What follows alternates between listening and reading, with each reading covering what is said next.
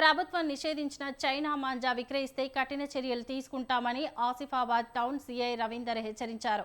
ఆసిఫాబాద్లోని general stores దుకాణాలను సిబ్బందితో కలిసి ఆకస్మికంగా తనిఖీ చేశారు. చైనా మాంజాతో మనుషులు, పక్షులకు ప్రమాదం పొంచి ఉందన్నారు. చైనా మాంజాతో తలెత్తే అనర్థాలపై అందరికీ అవగాహన ఉండాలని సీఐ రవీందర్ తెలియజేశారు. ఎవరైనా చైనా మాంజా విక్రయించినా, అక్రమంగా రవాణా చేసినా స్థానిక పోలీసులకు లేదా డయల్ 100కు కాల్ చేసి సమాచారం ఇవ్వాలని చెప్పారు.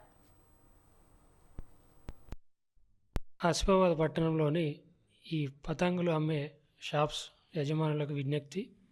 గౌరవ ఎస్పీ గారి ఆదేశాల మేరకు మరియు ఆసిఫాబాద్ డివిజన్ ఏఎస్పీ గారి ఆదేశాల మేరకు, అడిషనల్ ఎస్పీ గారి ఆదేశాల మేరకు ఈరోజు పట్టణంలో ఉన్న ఈ పతంగ్ షాప్స్లను తనిఖీలు చేయడం జరిగింది.